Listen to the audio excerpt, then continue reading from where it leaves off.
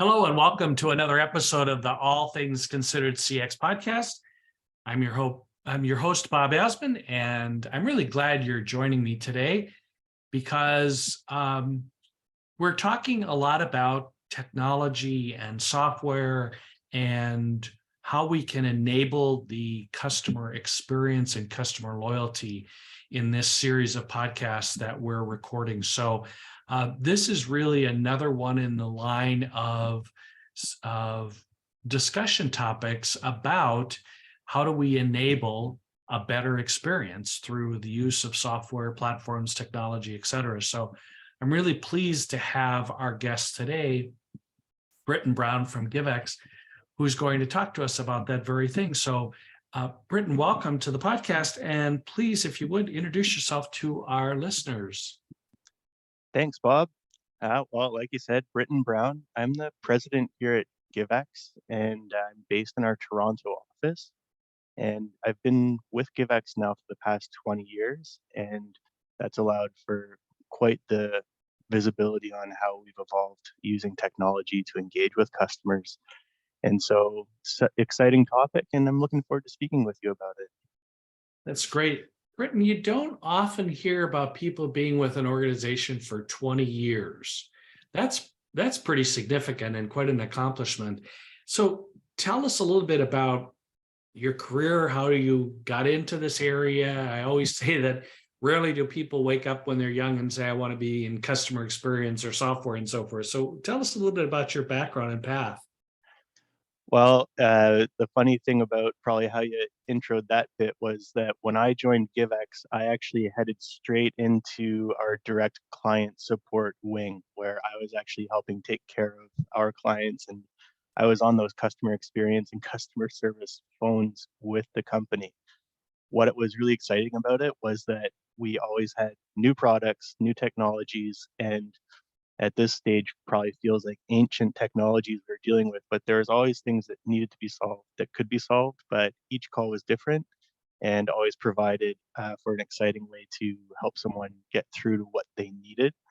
And from there, I was able to grow with the company and really get to a place where I knew it back to front, and I really loved working with all of our clients, and their customers were always having an improvement of what they could do. So it was an exciting path, and because we constantly evolved with the world of technology, it always felt like there was something new and exciting happening within Givex, which made me feel that this is the place to be.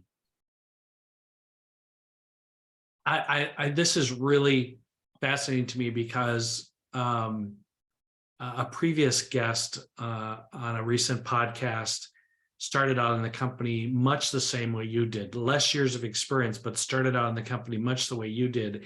And what I think is really intriguing about that is, like you said, you know the company backwards and forwards, and isn't that and the clients and what the problems are, situations, you've done it and you've listened to it and you've handled it. I think that's really cool that you've done that.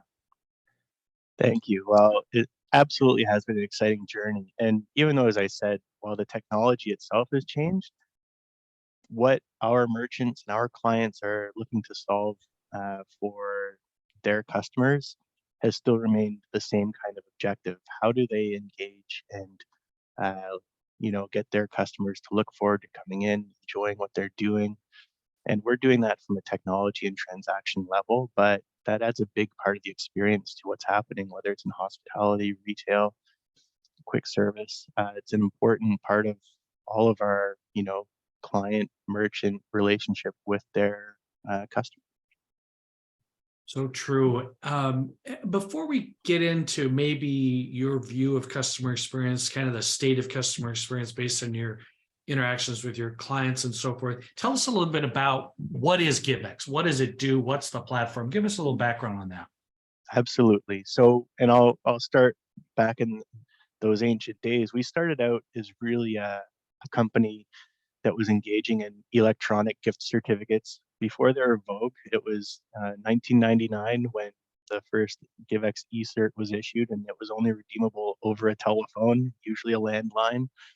And from there, we actually realized that while that was the product, really what we were doing was we were helping our merchants engage with their customers.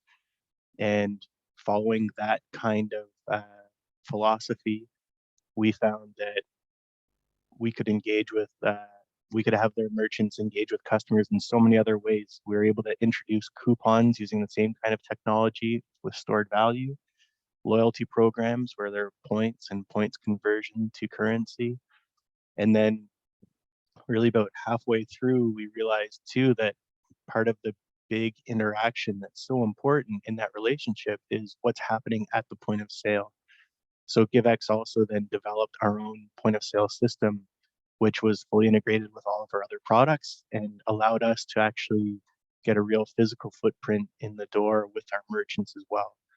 And so that continued to help us evolve. And now that's grown into ticketing systems that are in actual venues. We've got a robust analytics program now because all of the data being collected is so important to our merchants. And we've been able to continue to grow on that main backbone of how can we use transactions and technology to help our merchants engage. Obviously, that's also led to consumer websites and mobile applications as well. It just seems like there's so much rich data available in what you're doing for merchants and uh, helping them better understand their customers. Do I understand the approach correctly? Absolutely. And also to be clear, this is not a Givex data mining effort of our own.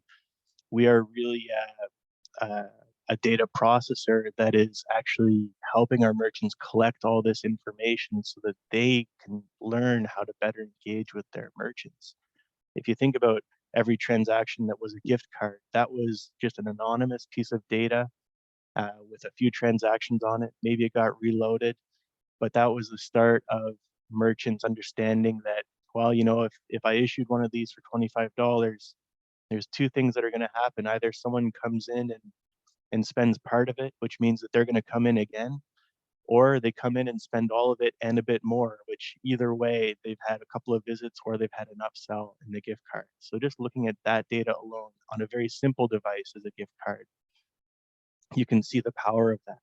And then if you expand that into in a loyalty program, when you start collecting a bit more demographic data, or you're collecting more SKU information on what products people are buying, you're able to develop much more in-depth analyses on what the consumers are liking and what they're not into, so the merchants can really help to provide what's in demand. So, one of the challenges that customer experience professionals have is collecting data and then what to do with it. And so, what are you seeing with your clients? Because the way you stated that really was intriguing to me about really helping them understand what they have. What are you seeing with clients once they get the data? How are they using it and applying it from your perspective? One of the biggest challenges, Bob, is that the data is not small. There's a lot of it. If every transaction is one piece and there's one of those happening every few seconds, the data grows. And storage is not a problem. We know that the technology has evolved to allow us to store as much as we need to, but actually organizing what you have is really the key. And so that's part of where our analytics platform comes in, is the ability to actually get the data and organize it for our merchant. Part of that comes into summarizing. So you might have 10 transactions against one customer that all say the same thing. So really you have one piece of information there to say this customer likes this item instead of having to hold 10 things. That's like a quick way to summarize it. And then you keep on breaking that down for the merchant so that they can see the patterns. And that's really where uh, using our tools to actually share that analyzed information is what will help the merchant learn that if 90% of the people buying this hamburger also wanted to get the fries, they already knew that. But if the other 10%, they learned that if there was a free drink, then that would actually encourage them to buy dessert too. That's like the follow on information that they can actually see from the data. And that actually helps them then encourage their customers to say, look, we're going to throw in something free here. And on the back side of that, that could encourage a further spend. And so it's that type of analysis and then further action. And whether you see that, you can see that in a simple gift card or a stored value program, even with uh, uh, anonymous data is the word I was looking for. Even if you don't Mhm. know the people, you know that there's a behavior, and the behavior is that if you offer this, then there will be a likelihood of getting something else. And the customer enjoys that too because they feel like they've received something, and they're encouraged. They feel encouraged to actually get a little bit more, and so that just helps engage that relationship further. That makes a lot of sense, and I like the approach of the data helping drive promotions and activity that, to your point, it might be anonymous, but it can produce results even in an anonymous stage. Excellent. So tell us, you interact with clients on a regular basis with utilization of your platforms and so forth.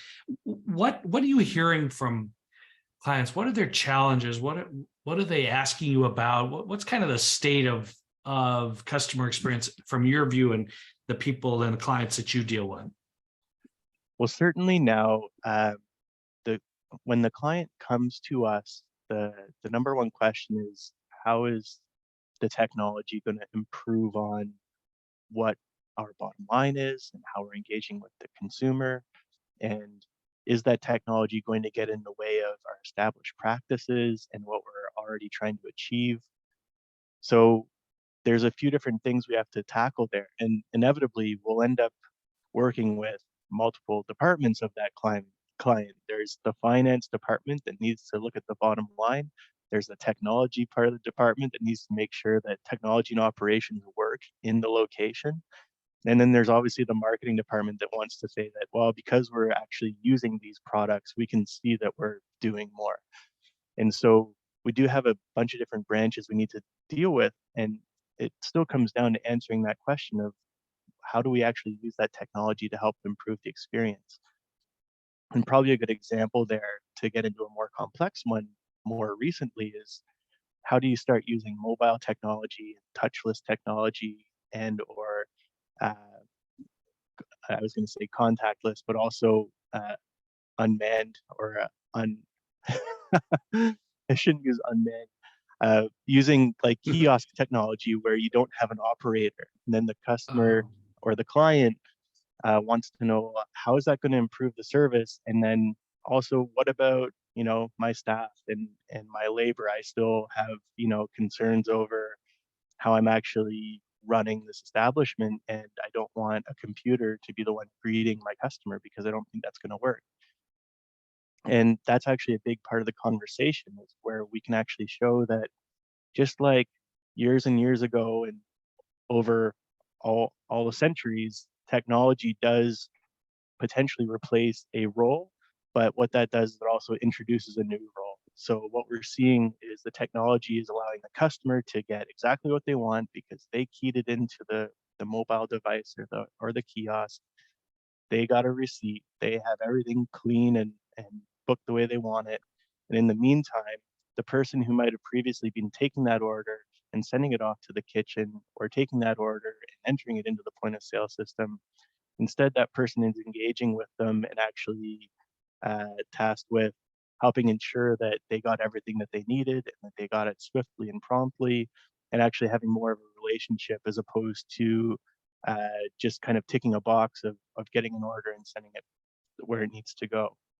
So that was a long way of explaining that we feel that the technology piece we're offering is helping to make sure that things are happening properly, correctly. It's all being tracked, so it goes into that data that we're talking about with the merchant, and it's allowing the staff to actually engage with their consumers on a level that's higher than uh, what a computer could do. So mhm. that's kind of a little bit of the approach or the discussion that we're always having with our clients. Brittain, a number of years ago, I was on the technology side. Well, I guess not that long ago, but I was on the technology side and I was consulting with experience management utilizing technology. And one of the things we found frequently from clients was they'd come to us and say, I need to buy new technology. And we'd say, why? And they'd say, I have to improve my customer experience. And we'd say, well, what is the experience you want? And well, I don't know. I just know the technology is going to do it for me. And so it was a little bit about the, tail wagging the dog.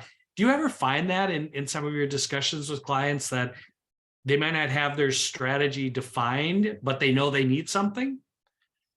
Definitely.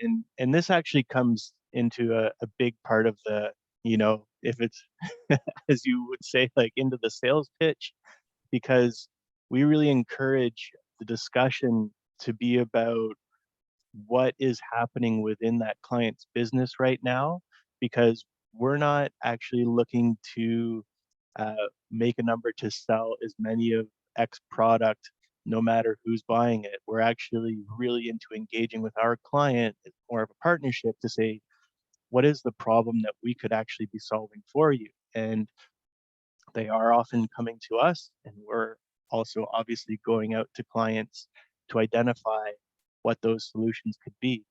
But it's definitely a case for us where we are not going to look to technology to actually enforce upon a client to use that we actually don't see being an improvement, because that's not going to take us somewhere either. What we really like to do is understand their business processes, understand where they're feeling like they're falling short, and then suggesting the technology that can fit in. That's definitely a way that we, I think, have felt that we've always been able to evolve and find the right place wherever we've been in our growth over the past, since 1999, since the last 24 years that Givex has been around. Mm-hmm. So do you see in the process of doing that, and that was a great description that you gave of how you go about it, is there any common things you're hearing? And you touched on this a little bit when I asked you about challenges, but are there any common things that you see among clients? So for example, maybe I'm just making this up, but maybe lack of process documentation, or like I was referring to earlier, the lack of strategy, or too much data and trying to assemble it on a more positive side. Is there any themes that you see emerging from all that discussion with the clients across multiple industries? Certainly. Actually, one of the ones that you just mentioned kind of rings true to me in that when you talk about process documentation, and as we've learned where we are now with technology, is that uh, the more documentation is required on the front end, the more chances there are that it's not going to be followed, or that it's going to be difficult to maintain. If you do have potentially a staff that's rotating, which is very common now, people come and go from roles. You need the technology to be simple to pick up and use without having to necessarily learn too much of how to use it. So that's actually a big part of how we also are developing our interfaces. And that's one of the big things that comes up is, I've got people coming and going, but they need to be able to pick up this product and use it without a big training session. And we agree with that. We've always had uh, really an approach that allows us to show a merchant what the product is, and then they're able to actually take that and implement it without having to do too much uh, training as it sprinkles down through their organization, because it needs to be intuitive. That's definitely a big theme that comes up across many of the products, is to make sure that they're intuitive to use and not too complicated. Another example there probably is when we look at loyalty programs, and some loyalty programs, they can get a little bit complex in their requirements. And then if you actually kind of step back, you actually have to look and say, the more complex it is, a little bit less interesting maybe for the consumer, because the consumer just wants to know that they're going to be getting X because they did Y. And we want to make it simple so that you can advertise that, market it, and get people excited about it without having to be battened down by too many rules and regulations around it. Just follow the right rules, make sure data is handled the way it should be, and let people know that they're appreciated. And at the end of the day, if you're selling a great product, that will make people loyal. We're just going to be there to help them be recognized for being loyal as well. So I think what's really fascinating, Brittain, about what you said there is the ease of use and that focus on the employee and the fact that you're going to have turnover, you're going to have new users. And I don't hear that often. Maybe it exists and organizations just simply don't verbalize it in terms of the development of their product. But I think that's really awesome that you're building a product that's easy to use. You know, I talk a lot about as an organization, are you easy to do business with? And what you're suggesting here is that you've got a product that's easy to work with, which I think is really important, especially in light of the labor situations we're seeing across industries. And then your secondary, or not secondary necessarily in priority order, but your secondary focus on the consumer's ease of use too is really awesome in my view. Yeah, it's definitely a theme for us. And even if it were the case where if there wasn't a turnover issue, uh, simply the case of enabling your staff to pick up new ideas and new tools quickly and easily as those ideas and tools evolve, that's important because we know that technology moves quite quickly, and you want to be able to do new things and launch new ideas without too much overhead in how to do it. You want to be able to get it out there and make it simple. So even if the staff have always been around, the world will keep changing, and you want to make what they're using very adaptable.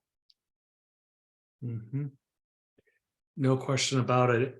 So, um, where do you think we're headed? What are you working on at Givex? What are you hearing from clients? Where are we headed in terms of loyalty and retention, experience, and the overall customer experience world as we emerge from the pandemic and some of the supply chain issues begin to subside and all the other challenges we've had in the last few years?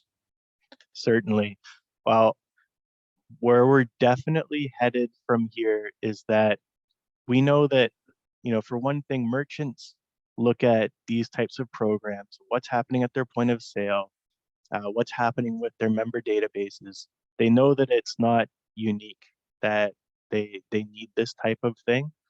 And again, we wouldn't want to push it on them as something they need to have. We want to actually suggest it's something that's more there to really enhance what they're already doing. We actually like to work with our merchants to encourage them that, you know, they've got the business. They're the one running the restaurant. They're the one running the boutique retail shop. They're the one running international brand that's selling a known product, and they know how to do their business. What we want to do is help to encourage them to do it efficiently and to engage their consumers. And so what we see going forward into the future is that how do we continue to do that, letting consumers feel safe. Obviously, data protection and privacy is a big thing, and that's going to be uh, way into the future that we have to make sure we're managing that properly and allowing our merchants still to use that data that they've collected in a safe way to help their consumer get guided toward the right choice with their brand.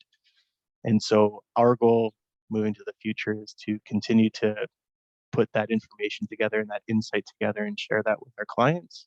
And we think that with that as the backbone of the philosophy, that's what's going to keep us moving into the future very successfully. It sounds that way. And this is pure coincidence, but I recently wrote an article and I talked about how the experience has to be personal and personalized. And it sounds to me that's exactly what your approach is. Even though there could be some anonymity there, it's still really targeting and creating this one-to-one relationship between merchant and customer. Absolutely. And even to that point, it's almost like we have to think about, uh, does personalized necessarily mean not anonymous? Not necessarily. It could be personalized without it being actually known who the individual is. It's more about understanding that individual type's behavior, and that can be still personalized for that while leaving their own personal data alone. So there's a lot of options there. Mm-hmm. Certainly. Listeners, we've been talking to Brittain Brown, the president of Givex. And Brittain, this has been a fascinating conversation, not only about your platform, but about the world of loyalty and retention and where we're headed.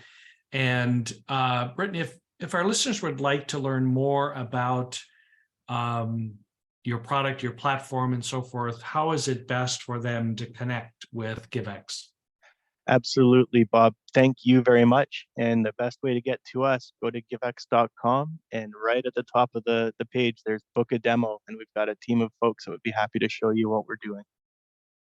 That's fantastic. Our listeners like that ease of use. So thank you, Brittain. Appreciate your participation today. Perfect. Thanks a lot, Bob. And this has been another episode of the All Things Considered CX podcast.